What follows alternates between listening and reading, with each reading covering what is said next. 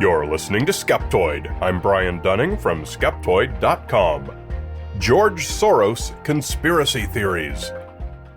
One sad aspect of any conversation about conspiracy theories is that it's impossible to avoid anti-Semitism.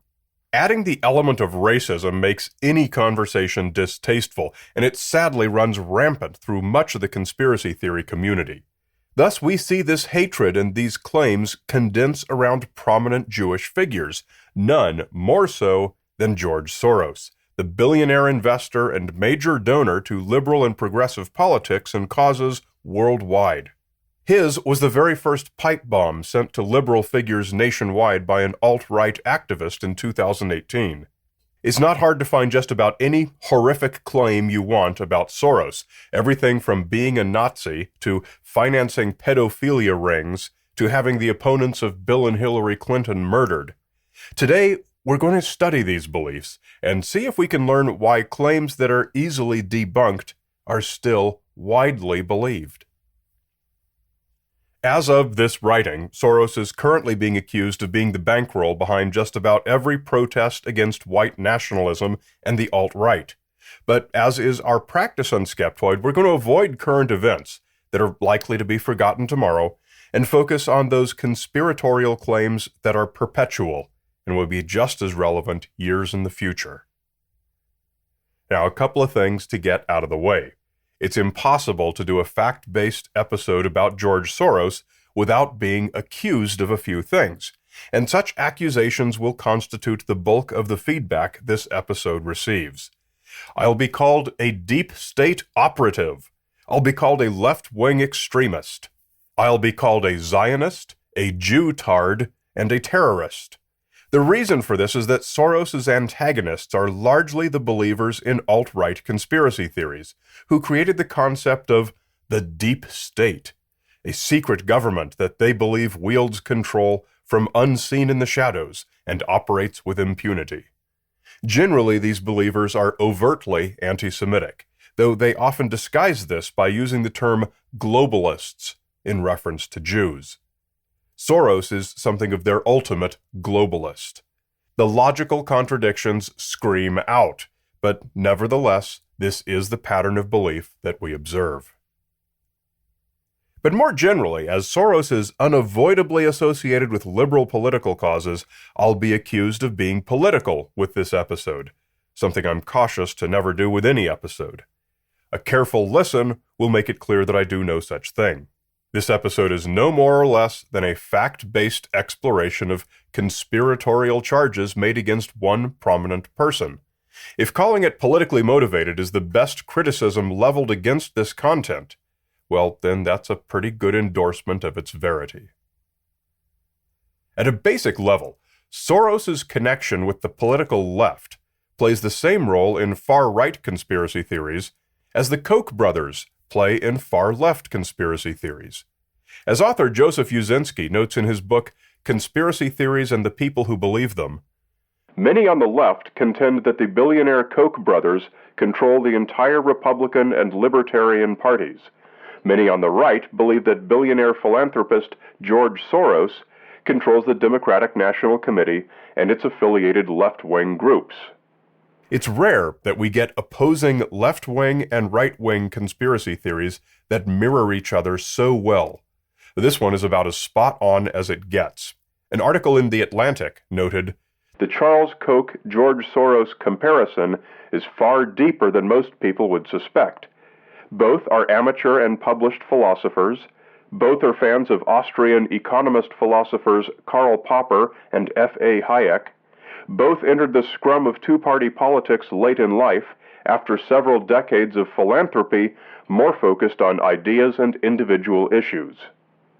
Soros, however, is Jewish, and that places him squarely in the crosshairs of anti-Semitic groups. And this is not limited to white nationalists. It extends to a worldwide network. In the 1990s, Soros once made such enormous trades of Malaysian currency that it actually caused a significant devaluation, a consequence he regretted and has since warned against. At the time, the Malaysian Prime Minister said, "We do not want to say that this is a plot by the Jews, but in reality it is a Jew who triggered the currency plunge, and coincidentally, Soros is a Jew. The blame was not on Soros the currency trader, or Soros the reckless investor, but Soros the Jew. So keenly is Soros aware that he bears this identity first and foremost, that in 2003, he told a gathering at the Jewish Funders Network in New York, "I'm also very concerned about my own role, because the new anti-Semitism holds that the Jews rule the world. As an unintended consequence of my actions, I also contribute to that image." Born in Budapest in 1930, Soros and his family survived the Nazi occupation of Hungary. After the war, he moved to London to study economics and earn degrees in philosophy.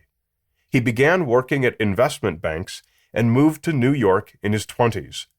Following an economic theory he developed called reflexivity, he made himself a multi-billionaire. His rise included several very public surges, such as when he profited $1 billion by shorting the British pound on Black Wednesday in 1992. From events like that, and his Malaysian adventure, it was a certainty that he'd come to be regarded as evil by some. He cemented that reputation in 1993 when he founded what is today the Open Society Foundations, a $20 billion grant-making network to fund progressive causes worldwide, second only in size to the Bill and Melinda Gates Foundation. He is also one of the largest contributors to American liberal politicians. Put that all together, and you've got a perfect villain for far-right conspiracy theories. Let's now take a look at a couple of those. Soros the Nazi. The most pervasive piece of misinformation about George Soros is that he was a Nazi, or a Nazi collaborator in Hungary. One meme attaches his name to an old photograph of a young, uniformed Nazi. It said that Soros rounded up Jews in Hungary, confiscated their possessions, and served them with notices deporting them to Auschwitz.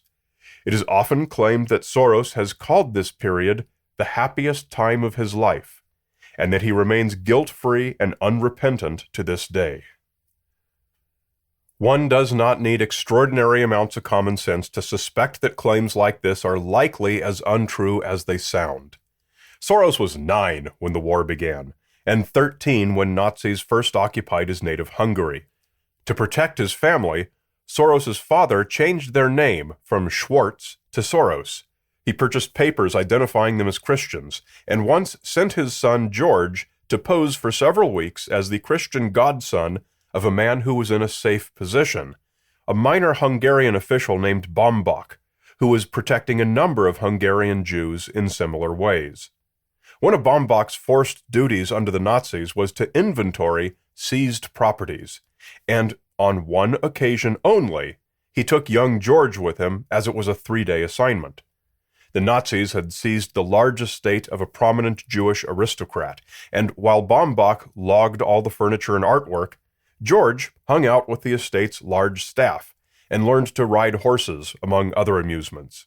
This was the total extent of George Soros's collaboration with the Nazis, according to his own words, and everything turned up by every biographer and researcher. Soros does indeed say that he is guilt-free and unrepentant, simply because he never did anything to feel guilty about. And he did say that his days under Nazi occupation were the happiest time of his life. He said it in the foreword to his autobiography. "We were in great peril, but my father was seemingly in command of the situation. I was aware of the dangers because my father spent a lot of time explaining them to me, but I did not believe in my heart of hearts that I could get hurt. We were pursued by evil forces, and we were clearly on the side of the angels because we were unjustly persecuted. Moreover, we were trying not only to save ourselves, but also to save others. The odds were against us, but we seemed to have the upper hand. What more could a 14-year-old want? I adored and admired my father. We led an adventurous life, and we had fun together." Incidentally, the photo of Soros in a Nazi uniform isn't him at all. It's easily revealed by a reverse image search to be Oscar Groening, a clerk at the Auschwitz concentration camp who was convicted of war crimes in 2015. Soros is the ultimate power behind the far left. Although his reputation among the alt-right is that he is as alt-left as is possible to be, his actions and words tell a very different story. A 2018 New York Times interviewer wrote, "When I asked Soros to describe himself ideologically, he laughed. 'My ideology is non-ideological,' he said. 'I'm in the club of non-clubs.' When I suggested that center-left might characterize his views, he demurred. He said it wasn't clear where he stood now because the left had moved further left, a development that did not please him. 'I'm opposed to the extreme left,' he said. 'It should stop trying to keep up with the extremists on the right.'"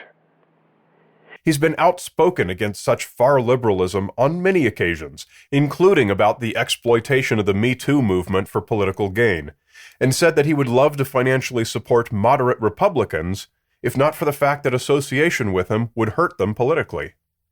And indeed, his largest philanthropic investments have been not in liberal politics, but in pouring hundreds of millions of dollars into the emerging economies of Eastern Europe through mass privatization of industry, typically a conservative economic principle.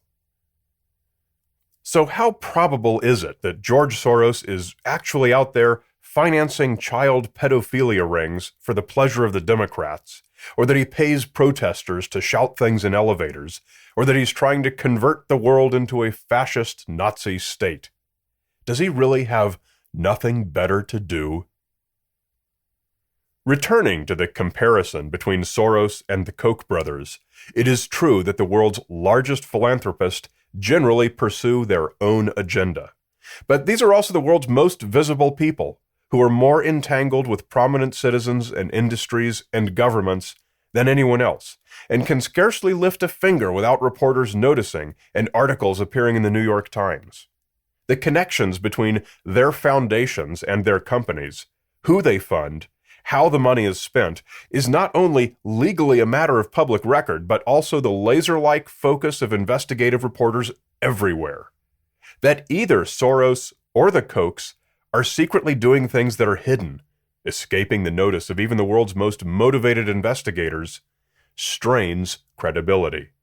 One way to approach the conspiracy theories about both is to separate any ideological predilections and biases from the known biographical information, and then seek out information that you're predisposed to disagree with, rather than turning to confirming sources like YouTube conspiracy theory videos or heavily biased consumer publications.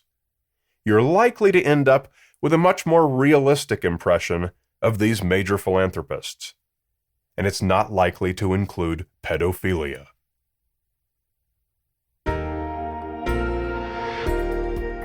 Writing and producing this show is not just a hobby, it's my full-time job as an employee of Skeptoid Media, a 501c3 educational nonprofit. Just as you depend on a new show every week, we depend on your tax-deductible monthly micropayments. If you're not already a supporter, please come to Skeptoid.com and set up automatic micropayments so small you'll never notice them. Join me to make this a two-way street for both of us for many years to come. Just go to Skeptoid.com and click Go Premium. You're listening to Skeptoid, a listener-supported program. I'm Brian Dunning from Skeptoid.com.